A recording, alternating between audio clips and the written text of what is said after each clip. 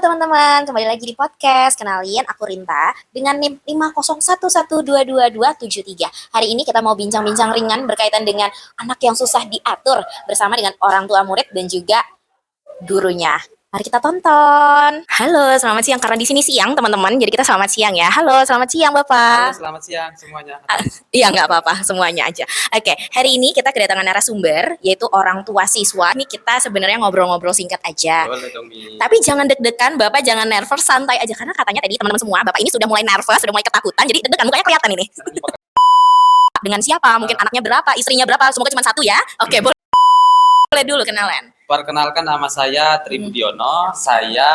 Umur saya 30 tahun. Oke. Saya punya anak dua. Anak dua. Satu umur 4 tahun, Satu 4 tahun. satu lagi umur 8 bulan. Paling ganteng. Oh my God, betul sekali teman-temannya, paling tampan. Oke, nah Bapak, kita mungkin mau sharingkan ke teman-teman semua, itu berkaitan dengan bagaimana sih pengasuhan Bapak dan Ibu gitu ya di rumah terhadap anak perempuan nih dua-duanya, umur 4 tahun sama 8 bulan. Mungkin kalau Yang pertama itu panggilannya Caca. Caca, Yang oke. kedua itu Cia. Cia. Anak yang umur 4 tahun si Cacanya Caca ya. ya, Oke, oke, boleh siap. Bapak. Nah, mungkin boleh di-sharingkan dulu karena ini temanya itu punya pengalaman si Caca ini yang umur 4 tahun ini atau mungkin sebelumnya ya, ada perilaku yang sulit diatur gitu. Kalau sulit diatur tuh banyak, Miss. Oh, banyak, oke. Banyak banget. Apa tuh salah Apalagi satunya? pas umur 4 tahun ini, yang pertama tuh kalau dikasih tahu Dikasih tahu. pasti nggak terima, kan? Terus rasa ngeyel itu apa ya? Kalau merasa dia itu benar itu nggak bisa, itu dia pasti akan marah dan ngambek. Oh gitu. Aku nggak mau, ayah. Itu yang pertama. Kalau dikasih tahu ketika dia salah. Ada lagi kalau dia minta sesuatu yang dia inginkan, kita tidak Kasih. kita tidak boleh misalnya beli jajan marshmallow. Nah itu kan gula tuh. Marshmallow. Gula kan, jadi kami tuh menghindari itu. Dia udah di Indomaret, kalau udah goyang-goyang di lantai, mau nggak mau kita kasih. Karena sebenarnya yang kita ketahui kalau gula kebanyakan untuk anak Iya. juga nggak bagus untuk gigi, Benar. untuk pertumbuhannya juga kurang bagus. Nanti dia malah nggak kenal sama rasa-rasa yang lain. Iya, apalagi buah-buahan atau sayur-sayuran itu susah dia. Kenalnya cuma marshmallow sama camilan. Sama camilan. Oke. Nah, Lebih ke tantrumnya itu banyaknya ke bapaknya. oh gitu. Kalau ke ibunya itu, kalau ibunya bilang nggak boleh, no, udah, Oh, dia nurut. akan nurut. Paling cuma mukanya ditekuk. Tapi kalau sama saya nggak boleh. Pas berdua nih kan, di Iya. Indomaret berdua nih. Kalau nggak boleh, dia udah naik, apa lari ke pojokan, set, tangannya gini. Udah. Aku nggak mau pulang kalau ayah nggak belikan. Kalau habis itu, ya kalau nggak nangis. Kalau nangis juga. Jadi Gitu. mau nggak mau kita belikan, atau alternatif lain dikasih pilihan. Oh, gitu. Cuma pilihannya pasti nggak makanan yang lain, permainan. Sebenarnya kalau yang saya lihat juga ya, teman-teman semua, kan di Indonesia itu taraf untuk kedekatan antara anak dengan ayah itu masih rendah sekali. Nah, tapi yang saya lihat gitu ya, Pak Trini selaku narasumber, itu sudah mulai menunjukkan ke dunia gitu ya, mungkin ke dunia, di Indonesia sendiri, bahwa namanya peran seorang ayah itu penting, begitu ya. Jadi makanya kenapa saya narasumbernya pilih hari ini bapak-bapak, bukan ibu-ibu gitu ya. Jadi kita mau lihat nih, sebenarnya point of view dari bapak-bapak itu seperti apa sih? Teman ibunya itu sampai bilang, kalau anak minta apa sama bapaknya, walaupun disuruh ngangkat rumah, pasti juga akan dikasih gitu. Cuma saya itu pengennya yang ngasih yang terbaik untuk anak lah kan. Betul-betulan dengan istri seperti apa, Pak? Maksudnya kan memang sih tadi ada poin yang kita harus terus belajar menjadi orang tua begitu. Benar. Tapi ada nggak misalnya mungkin lagi rembukan gitu dengan istri, gimana sih ya biar kita tuh nggak nurutin anak terus dan lain-lain, itu ada nggak obrolan seperti itu? Ada. Kadang itu ibunya yang dalam tanda kutip sering protes lah ke saya. Misalnya kayak anak mainan bumbu dapur, misalnya Oke. ada bumbu racin ya, digunting sama dia, dibuat eksperimen, dikasih air, diadu-adu itu. Kalau bagi saya ini Salah. udahlah, Oh, oke. cuma bumbu ya kan. Benar-benar. Yang penting dia menikmati eksperimennya itu, dia bisa belajar lah buat ini itu. Dia kan sukanya masak-masakan kan, Miss. Oke. Masak-masakan dia pakai ini. Nah, ibunya tuh biasanya protes. Ini ya namanya ibu-ibu ya. Bumbu yang harusnya bisa digunakan ini ternyata untuk mainan gitu. Di depan anak gitu kan. Cuma kadang kami pas dia tidur atau dia main kemana ya kita ke belakang. Saya ya udahlah, cuma sampai kebahagiaan anak untuk membuat eksperimen itu menjadi sesuatu yang enggak bikin dia seneng endingnya kan, Iya, kalau dia betul. bikin itu gitu. Oh, cuma sepele gitu. Cuma ya ada gesek. Saya pernah baca gitu ya di TikTok teman-teman semua, bahwa memang anak itu tidak bisa memilih terlahir dari orang tua yang seperti apa. Tapi namanya kita udah jadi orang tua gitu ya, udah jadi mungkin suami istri, jadi orang tua, ya mau nggak mau kita harus mempersiapkan diri kita kayak gitu, Betul. harus mempersiapkan diri. Kita juga harus banyak belajarnya, Banyak belajar. bukan kita belajar hanya di tempat kerja aja, Iya, tapi iya. kita belajar gimana sih biar bisa mendidik anak tuh lebih baik lagi kayak gitu. Sebenarnya pengen Caca itu yang seperti apa sih, Pak? Maksudnya untuk kedepannya ya, Untuk dia kedepannya pengen dia ya. punya perilaku yang seperti apa sih mungkin untuk anaknya sendiri? Kalau Caca tuh pengennya tuh saya tuh percaya dirinya. Oke, percaya Saat dirinya. ini tuh percaya dirinya kayaknya sama kayak saya, Miss. Oh, apa tuh? Agak kurang percaya diri Oh, orangnya. gitu. Iya, bener. Orangnya agak kurang percaya diri. Apalagi kan dekat tuh sekolahan sama teman sekerja kan, Iya. kebetulan satu sekolah. Jadi beberapa kali kalau saya melihat di grup, dia lagi nari, dia lagi apa, kalau nari mungkin suka ya. Dia ngobrol atau berbicara itu kepercayaannya dirinya itu kurang, agak gimana gitu. Kalau sama teman-temannya gitu. Kalau sama teman terus agak menyendiri. Oh. Agak menyendiri, terus pengennya tuh kurang pengennya tuh percaya dirinya tuh lebih lagi gitu. Agak kayak apa yang terlihat di rumah, Iya. sama dengan dia di sekolah. Itu berbeda. Berbeda. Oke. Jadi saya pengennya kalau di rumah itu ya agak dalam tanda petik agak aktif lah, gini. Cuma kalau di sekolah itu orang-orang saya melihatnya kok anak saya seperti ini gitu. Padahal di rumah itu aktif gitu kan. Tapi kalau di sekolah itu lebih kayak pendiam, lebih kayak kurang sosialisasinya. Nah, itu yang belum kami temukan solusinya seperti apa. Sama ibunya itu masih proses belajar di situ nih, bagaimana ngeluarin sifat aslinya dia di sekolah gitu. Sama kayak di rumah, nggak terlalu beda jauh gitu. Kurang kepercayaan dirinya ketika dia ingin menyampaikan kalau ditanya itu dia kadang suka ngeluarin lidahnya gini. Oh. Iya. Oh gitu. Agak gini berarti kok nggak kayak di rumah. Kalau di rumah kan nyanyi pun Indonesia nyanyi. Tapi kalau di sekolah suruh nyanyi goyang. Padahal di rumah nyanyinya lancar gitu. Ini tantangannya bagi kami cari solusinya. Oke. Nah, tapi memang for information ya untuk teman-teman yang Caca yang lagi kita obrolin ini, sebenarnya anaknya itu tipe yang loveable gitu, loveable. Jadi kalau misalnya lihat orang dewasa seperti saya, karena saya kenal juga gitu dengan teman-teman yang lain yang sepantaran dengan saya, kalau ketemu Caca ini tipe yang halo Miss, gitu nyapa, manis, cantik gitu kan memang. Nah, jadi ini sebagai info baru nih, ternyata anak yang kita kenal itu cerewet, mungkin gitu ya, tapi ketika di lingkungan sekolahnya juga berbeda. Beda. Tapi ada nggak Pak kasus di mana mungkin dengan guru TK-nya dia ada melawan gitu misalnya, enggak Bu gitu. Sejauh ini gimana?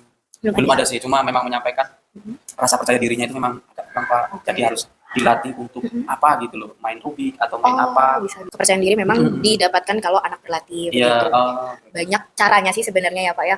Cuma nanti kita sambil searching dan mungkin teman-teman yang nonton boleh kasih saran di bawah gitu ya, mana tahu Betul. ada kondisi yang kurang lebih sama gitu. Jadi kita bisa sambil membagikan pengalaman begitu. Bagi tipsnya dong. Gimana sih kok anak saya di rumah seperti ini, ketika di sekolah seperti itu gitu. Jadi ya perilaku yang kayak enggak ayah, enggak mau itu cuma di rumah ya. Jadi itu cuma sama bapaknya ya. Kalau di sekolah karena kalau saya lihat juga ya, memang ya mungkin ini bisa ada hubungannya sedikit. Jadi ada teori dari kelekatannya attachment dari Bowlby, anak yang dikasih kasih sayang, dikasih perhatian dari awal. Sebenarnya kan kalau kita lihat Pak Tri ini sudah memberikan perhatian, kasihnya pada anak, itu yang akan jadi fondasi anak ketika dewasa nanti. Nah, kalau misalnya sekarang dikomentari tentang kepercayaan diri, makanya kita dari sinilah kita pupuk dia, gimana caranya biar percaya diri. Tapi dengan adanya fondasi kasih sayang, fondasi perhatian, ketika dia dapat perhatian orang lain, misalnya ketika dewasa gitu, ketika remaja, dia sudah yang tidak dia bisa membedakan gitu ya, ini perhatian positif atau perhatian negatif. Yang kita takutkan kan sebenarnya ketika kita nggak punya fondasi yang cukup akan dia, jadinya ya udah dia bisa terima dengan mentah-mentah, dia ada perhatian nih ke aku, padahal itu negatif kan, yang itu yang kita takutkan dan kita hindarkan gitu ya. Apa sih harapannya Pak Tri sendiri untuk peran guru dalam membantu anak di sekolah gitu? Peran guru ya, peran guru di tingkat pendidikan level anak saya itu ya, betul. Jadi pengennya itu guru itu memang mengayomi. Anak-anak itu memang di masa-masa umur segitu itu kayak duplikatnya orang tuanya gitu nih, sebagai tempat ternyaman anak-anak untuk belajar di situ, untuk merasa setelah saya punya orang tua di rumah, saya tuh punya orang tua di sekolah gitu. Jadi saya bisa menyampaikan, mungkin berpanja dengan gurunya, dengan orang tuanya itu ya beda-beda tipis lah gitu. Cuma kalau saya melihat ke sekolah dengan anak yang usia 4 atau 5 tahun ada 10 sampai 15, jadi harapan saya mulai turun nih dari yang tadinya pengen jadi duplikannya orang tua gitu. Tiba-tiba 10 sampai 15 satu lari ke sana, satu main ke sini, saya juga ternyata jadi guru TK itu bukan sesuatu yang mudah. Realita di lapangannya ternyata tidak semudah yang kita bayangkan atau yang kita minta tuntutannya seperti ini gitu. Berarti kita apresiasi juga gitu ya untuk guru-guru yang dari guru-guru TK itu luar biasanya. Kita melihat gimana perjuangan sebagai guru TK gitu, jadi kita kayak ternyata semelelahkan itu ya, secapek itu ya, tapi sebenarnya mereka tuh effort banget untuk mendidik anak kayak gitu. Kesabarannya itu luar biasa banget kalau guru TK itu bisa. Saya tuh pakai kadang ini kalau ibunya nggak mungkin bisa merayu anak saya seperti itu untuk makan atau untuk apa gitu. Jadi mau Caca makan itu? Mau. Jadi mau dengan gurunya itu, ya mau makan ini dan sebagainya. Kebetulan gurunya dia itu juga keibuan banget gitu. Jadi dia lebih pokoknya kalau di sekolah itu tahunya gurunya itu ya banyak baiknya lah daripada. Semoga ini menjadi bahan pertimbangan juga begitu ya dengan para penonton yang mungkin adalah guru-guru TK juga. Beginilah harapan sebenarnya dari orang tua murid yang sebenarnya tahulah bukan kasusnya ya, tahu perjalanan di lapangan itu seperti apa begitu. Oke, mungkin terakhir Pak Tri, ada nggak sih sebenarnya pesan gitu ya untuk orang tua lain yang mungkin nonton video ini ya, yang mengalami hal-hal serupa yang menjadi problem mungkin untuk Pak Tri? Ada nggak tuh?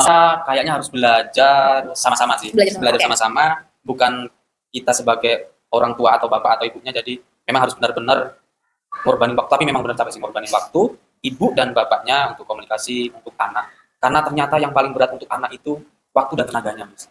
Bener, apalagi kami berdua pekerja kan, Mm-mm. dua-duanya kerja terus sudah capek dari pekerjaan pulang ke rumah. Jadi untuk menyisihkan waktu dan tenaga itu butuh ekstra banget gitu loh, niat banget gitu. Ya kami juga mau, ayo kita sama-sama belajar, ibunya juga ngasih waktu, saya juga sebagai bapaknya juga ngasih waktu sama-sama. Bukan tanggung jawab ibunya saja, tapi ya kita berdua lagi mau sama-sama ngalahin ego kita untuk ngasih waktu ke anak dengan dunia TikTok dan Instagram yang mengasihkan kan. Iya. Nah itu yang tantangannya tuh. Nah kita harus belajar sama-sama lah, itu aja. Cari rekomendasi dari YouTube atau dari Instagram itu banyak kita. Kadang saya yang nemu, saya kasih ke ibunya, yuk kita coba seperti ini. Gitu. Kadang dia yang nemu, oh ini bagus nih untuk anak, yuk kita coba seperti ini. Gitu. Oke, nah intinya mungkin dari Pak Tri yang mau disampaikan ke teman-teman semua adalah gimana cara kita berproses menjadi manusia, apalagi orang tua itu adalah senantiasa belajar, meluangkan waktu dan juga ada tenaga yang ekstra. Oke, mungkin ada tambahan mungkin dari Pak Tri. Itu waktu masih anak saya itu masih umur 1 tahunan, itu gak deket banget sama saya, Miss. Gak deket banget, apa-apa itu sama ibunya. Oke. Terus saya tuh sampai berpikir katanya anak cewek itu deketnya ke bapaknya, tapi kok ini sama sekali nggak mau sama bapaknya. Ternyata berjalannya waktu kita mau itu yang biasanya nih kita kumpul sama teman-teman saya gitu kan main apa, ternyata memang harus meluangkan waktu untuk anaknya. Belajar untuk nyuap, Betul. belajar untuk ngasih baju dan popok. Dulu itu kalau namanya ngasih popok itu saya itu pasti miring ke sana miring ke sini gitu kan karena baru pertama, tapi setelah terbiasa ngasih popok terus ngasih makan, belajar ngajak main, ternyata memang bener deket anak itu sama kita. Jadi memang harus kita luangkan waktu untuk anak itu memang sangat penting. Memang maksudnya ketika waktu itu kita bersama, terus kita maulah meluangkan apa yang menjadi yang sebenarnya mungkin menurut kita alah males lah kayak gitu kan. Biasa aja lah, nanti juga bisa sendiri. Tapi ternyata kita harus masuk dulu ke dunia anak, baru anak itu akan merespon ke kita Iya, gitu. Itu kuncinya ya teman-teman semua ya. Oke. Mungkin cukup sekian teman-teman wawancara dengan narasumber kita yang pertama ini Pak Tri sebagai orang tua murid. Terima kasih atas kesediaannya Bapak ya. Bisa ngobrol-ngobrol lagi. Oke, terima kasih.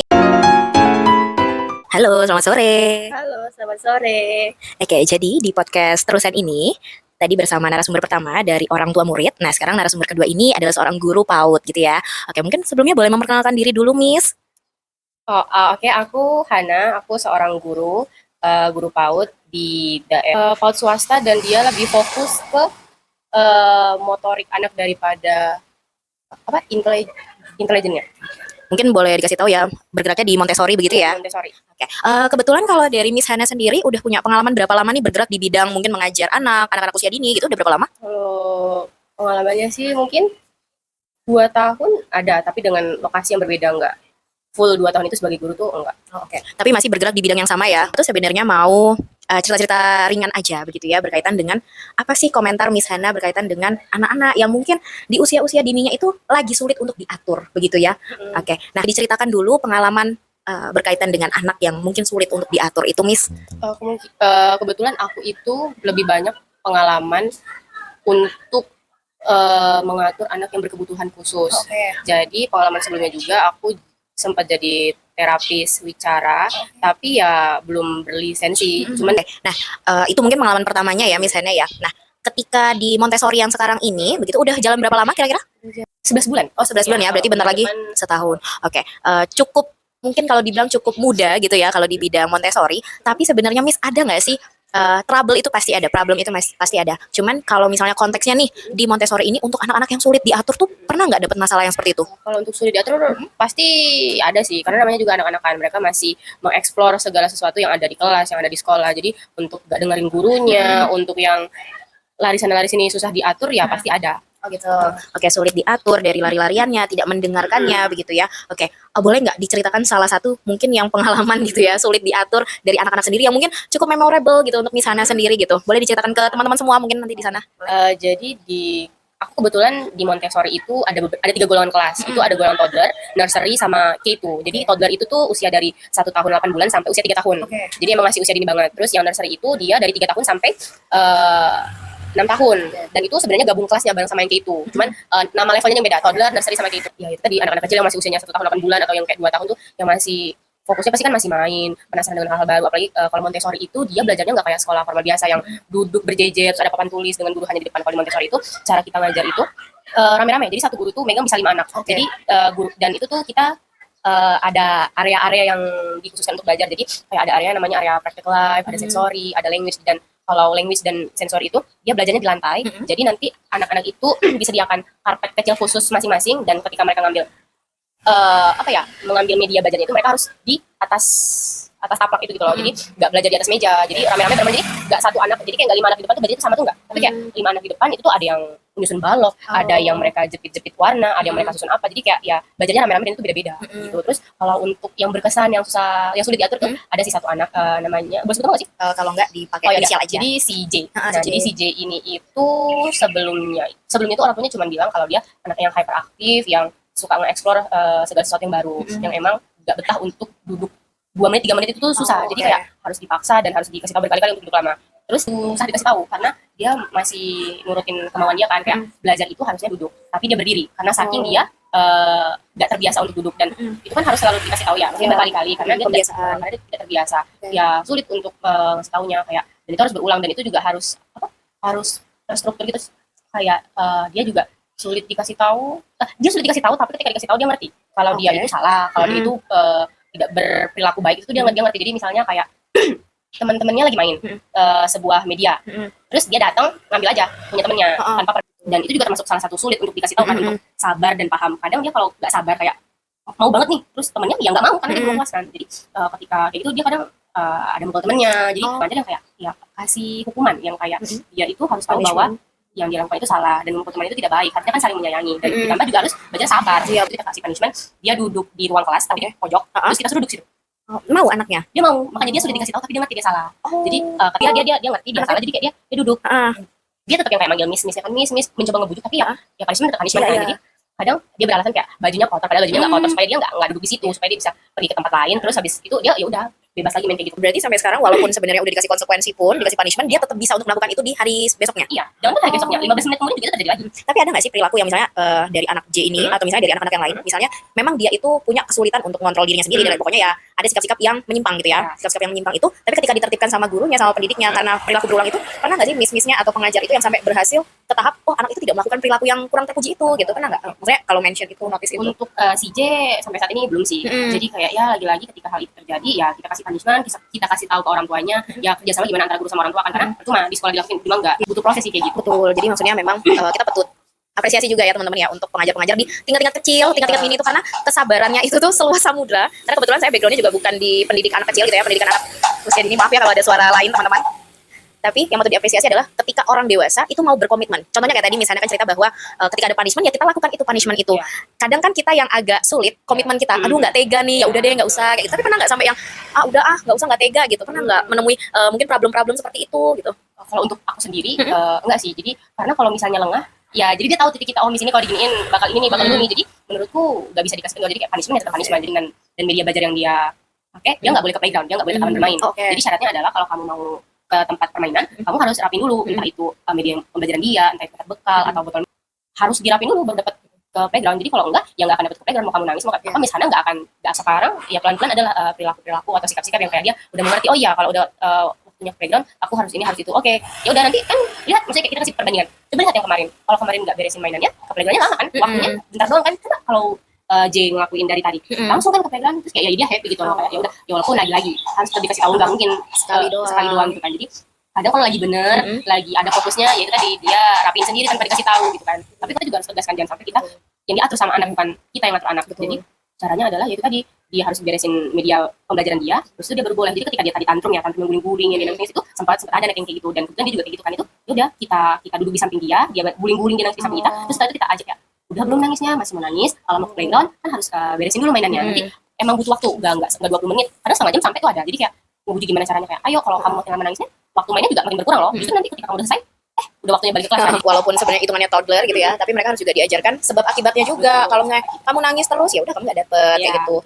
Jangan kamu melihat bahwa missmu ini adalah malaikat gitu ya. Betul. Tega itu bener ya. Tega itu bukan berarti nggak sayang ya miss ya. Malah kalau missnya atau orang tua itu tega dengan anak, itu berarti artinya sayang, mau ngajarin yang sebenarnya perilaku yang benar itu seperti apa gitu. Oke, tapi kalau misalnya kontribusi dari orang tua sendiri, orang tuanya J sendiri ini gimana, Miss? Untuk kontribusi dari orang tua J itu kerjasamanya sebenarnya itu tadi, kalau kita ngobrol sama orang tua pasti orang tua akan menjawab ya sesuai apa yang orang tua jawab kan. Tapi kita kebenarannya kita nggak tahu kan, karena kan kayak mungkin kalau di rumah kalau misalnya ada melakukan kesalahan atau segala sesuatu jangan diturutin. Jadi kayak kalau dia mau sesuatu harus ada timbal baliknya nih. Kalau kamu mau biskuit ya mungkin harus berperilaku baik atau apa, misalnya kalau dia kasar kan mainnya segala macam. Nah, orang tua kan biasanya orang tuanya kayak, oh kok Miss di rumah aman-aman aja, baik-baik aja segala macam, kasih tahu bahwa yang kayak, tolong ya di rumah nanti si J jangan main ini, atau ya zaman sekarang kan apa-apa orang tua gak mau ribet YouTube, gak mau ribet YouTube kayak gitu kan. Jadi kadang pun dari tontonan, walaupun itu tontonan anak-anak ya, tapi kan kita nggak tahu kan anak itu menyerapnya kayak gimana. Kadang kita juga nggak yang kayak 24 jam atau berjam-jam di samping anak, kayak tahu kan apa yang dia tonton. Mungkin kadang kalau kita lagi berhenti kita tahu apa yang dia tonton, tapi ketika kita lagi melakukan sesuatu hal kita nggak tahu nih ada iklan apa, atau lagi ganti ke channel apa nih yang kebetulan kita nggak ada di situ, tapi pas kita ada di situ kebetulan channelnya bagus-bagus aja nih, tapi kita nggak tahu kan dia menyerap yang mana. Terus gitu mungkin dia di rumah juga melihat orang tuanya, terus melihat mungkin di rumah itu nggak hanya orang tuanya tapi ada kakek dan neneknya dan mungkin ada abangnya, kan kita nggak tahu nih perilaku apa yang orang tuanya atau anggota keluarga di rumah itu yang ditunjukin. Mungkin bapaknya sempat ada cerita kayak suka ini, jadi apa yang dilihat bentar aja itu tuh bisa dilakukan banget gitu kan. Jadi karena bapaknya baru cerita, jadi tuh anaknya di sekolah tuh suka yang kayak main biliar. Jadi orang tuanya punya usaha biliar. Terus ada satu momen di mana di kelas itu ada meja kecil, terus ada media namanya itu trading bits gitu. Jadi dia kayak pentungan, tapi nanti bisa dimasukin bits gitu loh. Jadi kayak masukin manik-manik lah tapi dalam bentuk yang gede-gede.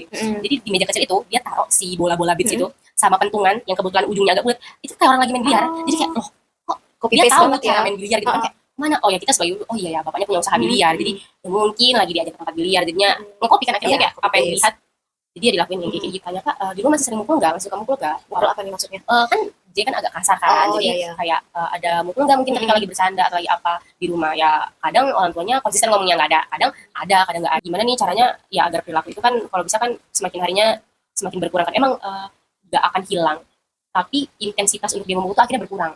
Sebenarnya dan karena kebetulan dia juga didiagnosa sama psikolog. Jadi sekolahku ada psikolog yang itu mengecek setiap anak yang ada di sekolah, dan kebetulan si J itu dia ADHD gitu loh. Jadi kan ADHD itu kan bukan nggak bisa sembuh ya, tapi itu tadi intensitas untuk dia hyperaktifnya itu tuh lambat laun tuh akan berkurang. Yang tadinya mungkin nggak bisa fokus 10 menit cuma 5 menit doang, lama-lama ya butuh waktu, tapi lama-lama itu akan sampai ke 10 menit itu gitu loh. Memang nggak akan hilang, tapi next time gimana akan ada waktu dia akan netral gitu loh, tapi akan ada lagi melonjak. Tapi ketika dia melakukan hal yang baik ya kita good boy loh, apresiasi ya. Apresiasi. Oke, nah sebenarnya kalau dari Miss Hana sendiri, dari tadi tuh menceritakan sudah banyak banget nih teman-teman. Jadi dalam artian kasusnya apa, terus mungkin lebih secara tidak langsung memberikan solusi juga sebenarnya untuk teman-teman semua ya yang mungkin berhadapan langsung dengan toddler gitu ya. Ya yang pertama kita harus konsisten, yang kedua kita harus namanya ada komunikasi. Kita nggak bisa jalan namanya sendiri aja. Cuman sekolah ya sekolah, ya di rumah pasti ada komunikasi antar kerjasama orang tua dan juga guru. Nah tapi sebenarnya kalau dari Miss Hana dan mungkin teman-teman di sekolah gitu ya, secara umum sebenarnya menginginkan tuh peran atau kerjasama orang tua tuh yang seperti apa sih ke pihak sekolah? Menurut aku sih mungkin kontribusi yang bisa orang tua berikan adalah selalu nge-follow up juga ke guru-guru gitu loh, bahwa yang kayak misalnya di rumah dia udah bisa apa, atau dia udah good loh Miss, mungkin yang tadi misalnya kayak si J yang kayak udah good loh Miss, di rumah udah nggak ini lagi, udah oke segala macam, mungkin di sekolah bisa lebih di apa ya, bisa dipoles lagi sampai akhirnya nanti ya kebiasaan-kebiasaan itu bisanya hilang atau berkurang. Ada kontribusi kayak orang tua ngasih tau juga, jadi nggak selalu Miss kok anak saya nggak bisa ini, kok anak saya nggak bisa ini, nggak bisa ini, nggak bisa itu, jadi kayak selalu yang kayak komplain aja. Harusnya orang tua juga bisa berkontribusi yang ngasih tahu kayak ada hal baik juga gitu loh yang dia dapat dari sekolah yang dia bawa ke rumah. Terus orang tua diharapkan juga bisa percaya sama guru gitu loh, mungkin sekali 2 kali atau beberapa kali, karena kebanyakan orang tua kan kayak nuntut kok Miss anak saya belum bisa ini tapi dia udah bisa ini, padahal kan sama nih di kelas yang sama, usianya sama, Bandingin anak ya. jadi kan kayak ya kita kasih pengertian bu, walaupun dia bukan berarti malas, bukan berarti nggak tahu, tapi ya mereka mengobserv gimana sih caranya belajar media ini. Jadi diharapkan orang tua lebih kooperatif tuh, itu tadi saling terbuka sih, itu kuncinya, saling terbuka, dipercaya sama pihak sekolah juga. Bukan berarti kalau misalnya gurunya tuh pengen tahu perkembangan di rumah, bukan berarti kepo ya Miss ya. Jadi sebenarnya mau melihat korelasi nih, kalau misalnya di rumah tuh seperti apa perilakunya, di sekolah seperti apa. Karena sebenarnya tidak hanya 1-2 kasus lah yang dimana anak-anak tuh di rumah sama di sekolah tuh berbeda kayak gitu. Pasti banyak banget kasus yang seperti itu. Jadi sebenarnya mungkin untuk orang-orang tua muda nih yang baru punya anak kayak gitu, bulatkanlah hati untuk kita kerjasama gitu ya, untuk saling percaya. Tapi bukan berarti kita menyerahkan seluruhnya ke sekolah kayak gitu ya. Oke. Terakhir nih Miss Hana, ada nggak saran mungkin ya untuk orang-orang tua di luar sana yang memiliki anak-anak yang sulit untuk diatur? Ada nggak nih sarannya? Sarannya tetap sabar sih, tetap sabar ya, tetap sabar, karena kalau misalnya kita nggak sabar gimana mau ngajarinya, karena kan lagi-lagi pendidikan itu tuh dari rumah di mana mereka cari wadah yang bisa selain di rumah nih, itu kan sekolah kan. Jadi kayak ya sabar sih, ketika ada anak yang susah dikasih tahu itu nguras energi sih, kerja harus ketemu sama anak-anak. Kadang ada yang bilang bahwa anak itu bisa ngerasain energi dari orang dewasa gitu loh. Jadi gimana caranya setiap pergi sekolah tuh kondisi itu harus happy, harus seneng. Jadi anak-anak pun sama kita ngerasa secure, ngerasa aman, ngerasa kayak apa ya, oh sama Miss ini begini loh gitu. Jadi kayak emang kuncinya sih harus sabar sih, karena semuanya itu butuh proses. Kita juga yang masih gini masih proses kan. Jadi ya itulah namanya anak kecil. Jadi Oke, nah kalau misalnya digarisbawahi sebenarnya memang namanya anak-anak itu kan berawalnya dari rumah. Bagaimana fondasinya itu dipupuk, disemen, dibikinlah keramiknya. Jadi memang benar-benar anak itu awalnya dulu dari keluarga yang aman seperti apa. Baru mereka keluarlah dengan mungkin tingkat sekolah bersama dengan orang-orang lain. Nah, jadi mungkin pesannya itu kepada Bapak Ibu semuanya begitu ya yang menonton, bahwa namanya punya anak harus sabar. Jadi doakan kami jika punya anak begitu ya Bapak Ibu ya, biar kami sabar juga seperti apa yang kami sampaikan begitu. Nah, tapi kita usahakan, maksudnya apalah yang telah kita sampaikan hari ini memang ada hasilnya, bahwa kita bisa belajar bahwa menjadi orang sabar tuh sabar dari perilaku, sabar untuk belajar, sabar untuk menjalani hari-hari bersama anak begitu ya. Oke, misalnya terakhir, apakah ada tambahan atau ada pernyataan gitu? Mungkin untuk semua pengajar-pengajar, entah itu PAUD, entah itu TK, SD, SMP, SMA, tetap sabar untuk menjalannya. Jadi balik lagi sabar, karena jadi guru itu bukan hal yang mudah.